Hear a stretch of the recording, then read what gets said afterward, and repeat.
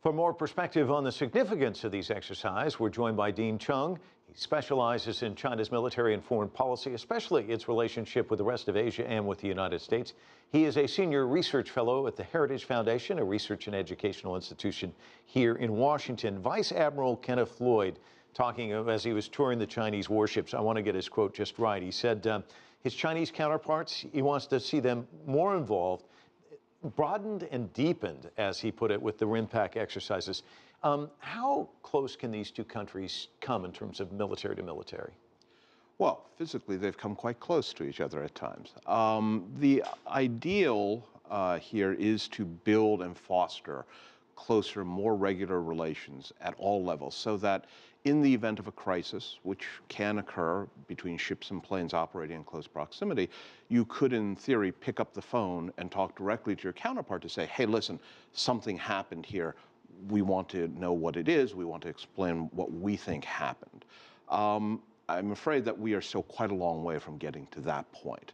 But the goal of having China participate in things like the RIMPAC exercises is to hopefully head in that direction. So you hear deepened and broadened from perhaps a military leader, but then you hear here in Washington lawmakers, we don't want these relationships. How do you bridge that divide? Well, that is the conundrum, isn't it? We have the S&ED talks this week, and a lot of folks don't seem to be expecting much at the level of the Secretary of State and the Secretary of the Treasury, but here we are trying to, meanwhile, at the working level, foster that kind of broader, deeper set of relations so that ideally when bumps do occur, that there is this momentum that will continue to carry us over those bumps. We've also seen the pivot to Asia, a much ballyhooed pivot to Asia, which, you know, the U.S. says, hey, we're going there because we've always been there strategically in the Pacific. But then you see China kind of viewing it as, is this containment? And the U.S. saying, no, no, no. Talk to us about that dynamic, and does something like this actually help with that?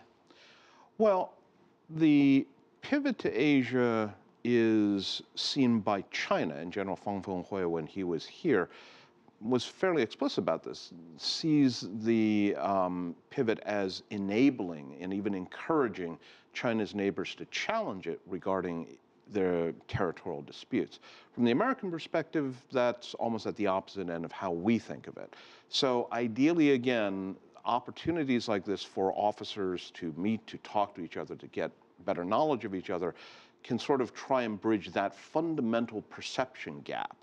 Whether or not that'll translate upwards to their respective commanders, their respective ministers, the vice chairman of the CMC, that's a different story. But you have to start from somewhere. Well, that's exactly right. And Dean, thanks so much for your analysis on all of this. Certainly appreciate it. Thanks for having me.